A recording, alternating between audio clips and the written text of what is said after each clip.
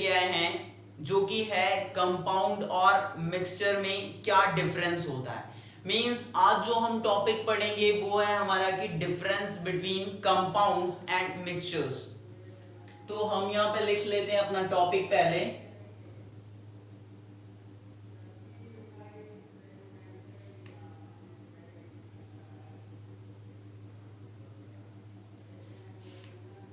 Difference between compounds and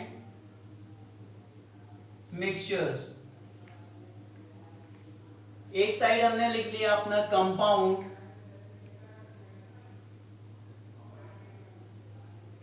और दूसरे side लिख लिया हमने मिक्सचर,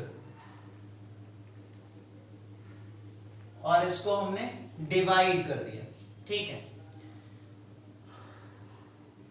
तो बच्चों फर्स्ट ऑफ ऑल हम समझ लेते हैं कि मिक्सचर और कंपाउंड में क्या डिफरेंस होते हैं, कितने डिफरेंस होते हैं, फिर उसके बाद हम लिखते हैं।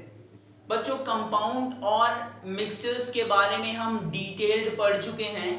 मेरी पिछली वीडियो जो थी उसमें मैंने कंपाउंड को डिटेल पढ़ाया है और मिक्सचर्स को भी मैंने स्टार्टिंग में ही कवर किया है, तो मैं उसका लिंक डिस्क्रिप्शन में आप सभी को प्रोवाइड कर दूंगा, तो आप वहां से देख सकते हो। तो कंपाउंड और मिक्सचर में फर्स्ट डिफरेंस ये है बच्चों की जो कंपाउंड होता है वो दो या दो से ज्यादा एलिमेंट्स को केमिकली कंबाइन करने पे बनता है, लेकिन जो मिक्सचर होता है जब हम दो या दो से ज्यादा टाइप के सब्सटेंसेस को फिजिकली कंबाइन करते हैं तो क्या बनता है, मिक्सचर बनता है। तो फर्स्ट डिफरेंस हम ये बोल सकते हैं फाइनली कि जो कंपाउंड होता है वो दो या दो से ज्यादा टाइप के एलिमेंट के केमिकल कॉम्बिनेशन से बनता है, लेकिन जो मिक्सचर होता है वो दो या दो से ज्यादा टाइप के सब्सटेंसेस के फिजिकल कॉम्बिनेशन से बनता है। दूसरा डिफरेंस बच्चों ये है कि जो कंपाउंड होता है उसकी जो प्रॉपर्टीज होती हैं वो उसके कंस्टिट्यूएंट से कंप्लीटली डिफरेंट होती हैं। मतलब कि जैसे हमने बताया कि दो एलिमेंट्स को हमने कंबाइन करा दिया केमिकली, तो जो हमारा बन के मिलता है वो कंपाउंड हो जाता है। तो जो कंपाउंड होगा उस कंपाउंड की प्रॉपर्टीज इन दोनों एलिमेंट से सेम नहीं होंगी, टोटली डिफरेंट होंगी। लेकिन मिक्सचर के केस में बच्चों ऐसा नहीं होता। मिक्सचर के केस में क्या होता है, इसका जस्ट अपोजिट, मतलब कि जो दो सब्सटेंसेस को मिला के हम अपना मिक्सचर बनाते हैं उन दोनों सब्सटेंसेस की जो प्रॉपर्टीज होंगी वही सेम प्रॉपर्टीज वो मिक्सचर भी शो करता है। ठीक है, तो दूसरा डिफरेंस ये हो गया। थर्ड डिफरेंस ये है बच्चों की जब हम कंपाउंड को बनाते हैं तो हमको एनर्जी चाहिए होती है, या तो उस प्रिपरेशन में मींस कंपाउंड के प्रिपरेशन में एनर्जी एब्जॉर्ब होती है, या फिर प्रिपरेशन में ही या प्रिपरेशन होने के बाद एनर्जी रिलीज होती है। लेकिन मिक्सचर के केस में ऐसा नहीं होता। मिक्सचर को बनाने के लिए हमको एनर्जी की रिक्वायरमेंट नहीं होती, वो एनर्जी हीट के फॉर्म में भी हो सकती है या फिर लाइट के फॉर्म में भी हो सकती है। तो मिक्सचर के केस में एनर्जी ना तो एब्जॉर्ब होती है और ना ही बाहर निकलती, मतलब कि ना ही रिलीज होती है। लेकिन कंपाउंड के केस में एनर्जी हमको चाहिए होती है। ठीक है, तो ये थर्ड डिफरेंस हो गया। फोर्थ डिफरेंस ये है बच्चों की कंपाउंड का कंपोजिशन होता है वो फिक्स होता है, लेकिन जो मिक्सचर का कंपोजिशन होता है वो फिक्स नहीं होता। ठीक है, वेरी करता रहता है।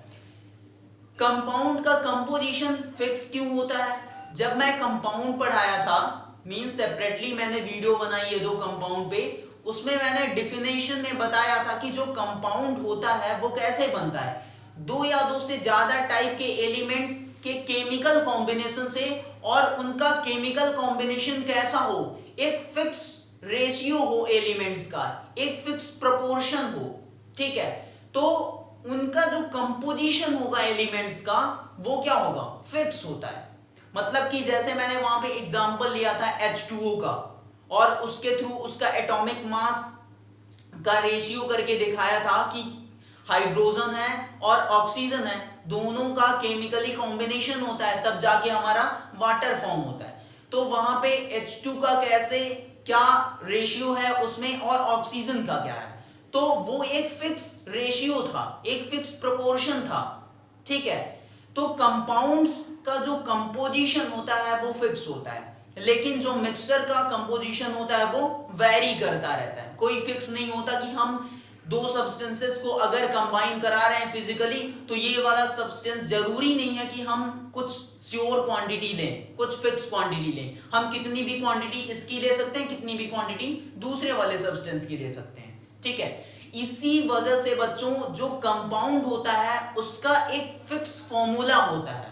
आप किसी भी कंपाउंड को उठा के देख लो, ठीक है। जैसे सोडियम क्लोराइड हो गया, वाटर हो गया, अमोनिया हो गया, अमोनियम क्लोराइड हो गया, जितने भी कंपाउंड हैं सबका एक सर्टेन फॉर्मूला है, लेकिन मिक्सचर का कोई फॉर्मूला नहीं होता बच्चों, ठीक है। वो वेरी करता रहता है उसका कंपोजिशन, इस वजह से उसका कोई सर्टेन फॉर्मूला नहीं होता है। तो ये हमारा फोर्थ डिफरेंस हो गया। फिफ्थ डिफरेंस ये है बच्चों कि जो कंपाउंड होता है वो किसी एक फिक्स टेम्परेचर पे बॉयल करता है और किसी एक फिक्स टेम्परेचर पे मेल्ट करता है, ठीक है। मतलब हम ये कह सकते हैं कि जो कंपाउंड होता है उसका मेल्टिंग और बॉइलिंग पॉइंट फिक्स होता है, लेकिन मिक्सचर के केस में ऐसा नहीं होता बच्चों। मिक्सचर का ना तो बॉइलिंग पॉइंट फिक्स होता है ना मेल्टिंग पॉइंट फिक्स होता है, ठीक है। तो फिफ्थ डिफरेंस हमारा ये हो गया। अब इन सारे डिफरेंसेस को अगर हम यहां पे नोट करें तो कंपाउंड के केस में हम पहला डिफरेंस कह सकते हैं, it is formed by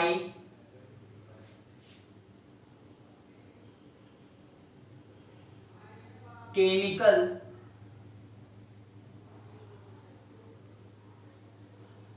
combination of two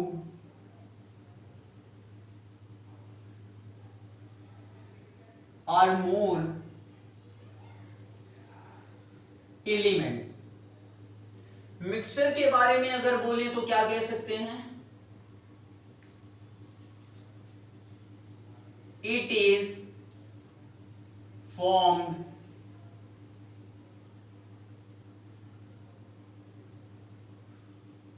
by the physical combination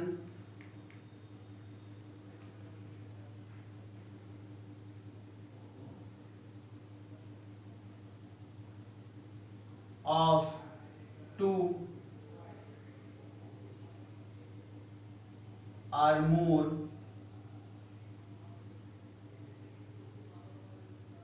substances। दूसरा डिफरेंस मैंने क्या बताया कि जो कंपाउंड्स की प्रॉपर्टीज होती हैं वो इसके कंस्टिट्यूएंट्स पार्टिकल से टोटली डिफरेंट होती हैं।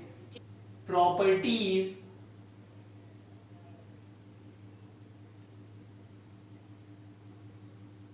of compounds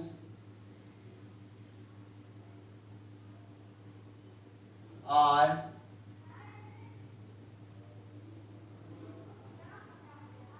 completely different from its constituents। इसमें दूसरा पॉइंट अगर लिखें तो क्या लिख सकते हैं, प्रॉपर्टीज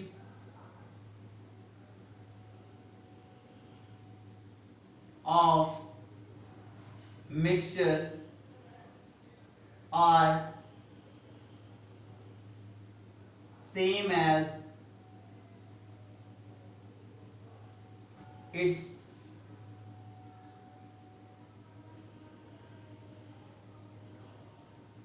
constituents। थर्ड प्रॉपर्टी ये बोल सकते हैं कि energy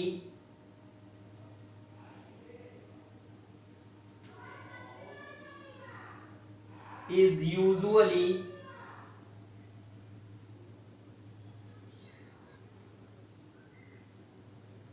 absorbed are given out during the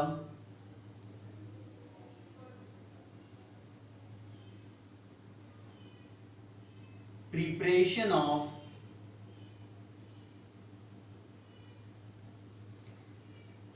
mixture के केस में थर्ड पॉइंट क्या लिख सकते हैं? Energy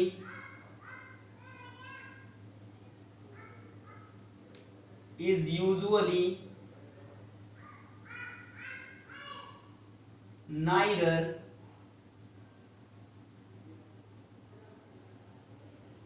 absorbed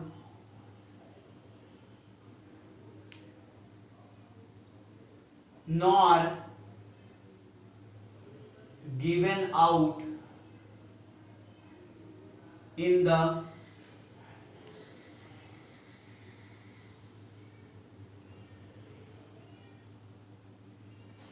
preparation of mixture।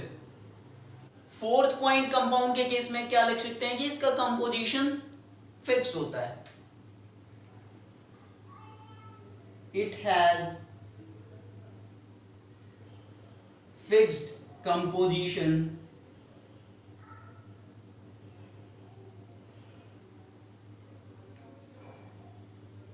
Mixture के केस में फोर्थ पॉइंट क्या लिख सकते हैं?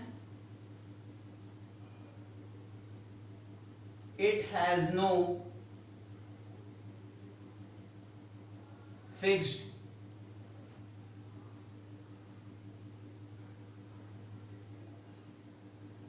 composition, या तो आप ये लिख सकते हो कि it has variable composition। ठीक है, फिक्स नहीं है तो वेरिएबल होगा। फिफ्थ और लास्ट पॉइंट क्या लिख सकते हैं कंपाउंड के केस में? It has fixed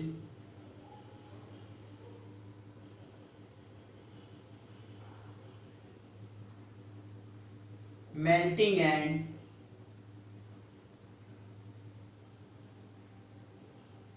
boiling point। लेकिन मिक्सचर के केस में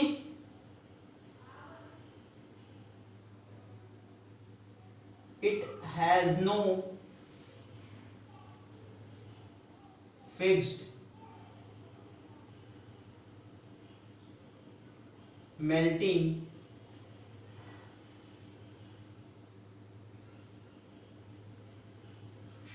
and boiling point। तो बच्चों ये हमारा डिफरेंस हो गया कंपाउंड्स और मिक्सचर्स में। ठीक है, अगर हम एक बार समराइज करें सबको, कंपाउंड्स केमिकल कॉम्बिनेशन से बनते हैं दो या दो से ज्यादा एलिमेंट्स के, जबकि जो मिक्सचर होता है वो दो या दो से ज्यादा सब्सटेंसेस के फिजिकल कॉम्बिनेशन से बनते हैं। ठीक, इसके जगह पे आप एक और डिफरेंस लिख सकते हो कि सेपरेशन को लेके। ठीक है, या आप एक और पॉइंट बढ़ा सकते हो कि जो कंपाउंड्स होते हैं उनको सेपरेट कर पाना तभी पॉसिबल है जब हम किसी केमिकल मेथड का यूज करेंगे, किसी केमिकल प्रोसेस का यूज करेंगे। लेकिन मिक्सचर को हम फिजिकल प्रोसेस के थ्रू भी सेपरेट कर सकते हैं। तो आप ये भी एक डिफरेंस यहां पे ऐड कर सकते हो। दूसरा ये है कि जो प्रॉपर्टीज होती हैं कंपाउंड की वो उसके कंस्टिट्यूएंट से कंप्लीटली डिफरेंट होती हैं, लेकिन जो मिक्सचर की प्रॉपर्टीज होती हैं वो उसके कंस्टिट्यूएंट से सेम होती हैं। थर्ड ये है कि जब भी हम कंपाउंड्स को बनाते हैं तो या तो एनर्जी एब्जॉर्ब होगी या फिर थोड़ी बहुत एनर्जी रिलीज होती है, और वो एनर्जी या तो लाइट के फॉर्म में होगी या फिर हीट के फॉर्म में। लेकिन मिक्सचर के केस में ऐसा नहीं है, ना तो हमको एनर्जी चाहिए और ना ही उसमें से एनर्जी रिलीज होगी जब हमारा मिक्सचर बनता है। ठीक है, फोर्थ ये है कि जो कंपोजिशन होता है वो फिक्स होता है कंपाउंड्स का, लेकिन जो मिक्सचर का कंपोजिशन होता है वो वैरी करता रहता है। ठीक है, फिफ्थ ये है कि जो मेल्टिंग और बॉइलिंग पॉइंट होता है किसी कंपाउंड का वो फिक्स रहता है, लेकिन किसी मिक्सचर का मेल्टिंग और बॉइलिंग पॉइंट कभी फिक्स नहीं रहता। ठीक है बच्चों, यहाँ पे हम थोड़ी सी बात करेंगे सिलेबस को लेके। आपको पता है कि मैं 9th क्लास केमिस्ट्री का जो दूसरा चैप्टर पढ़ा रहा हूँ उसके सिलेबस की बात कर रहा हूँ। तो जो 30% सिलेबस रिड्यूस हुआ है, तो क्या क्या चीजें हमको पढ़नी है और क्या क्या चीजें नहीं पढ़नी है। ठीक है, पहला तो हमको एलिमेंट पढ़ना है,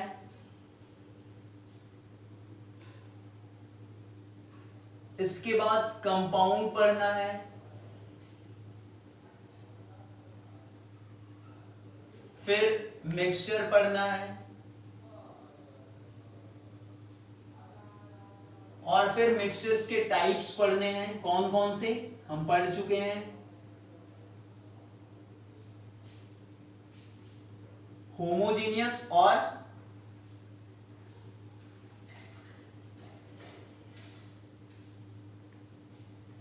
हेट्रोजेनियस। इसके बाद हमको क्या पढ़ना है, कोलॉइड्स पढ़ना है, फिर सस्पेंशन पढ़ना है।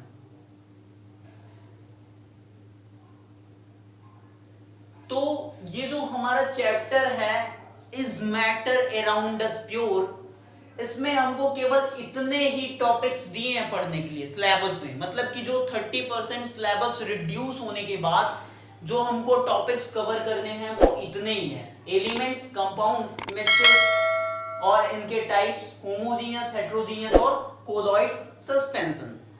मैं तो कहूंगा कि जितने भी टॉपिक्स मैंने कवर किए हैं इस चैप्टर में वो सारे के सारे आप पढ़ के जाओ। ठीक है, जैसे कि प्योर सब्सटेंस क्या होता है, क्योंकि प्योर नहीं समझोगे तो फिर एलिमेंट कंपाउंड की बात कहां से आ गई, मेटल और नॉन मेटल की बात कहां से आ गई, मेटलॉइड्स कहां से आएगा। तो आप स्टार्टिंग से उसको कवर करते आओ।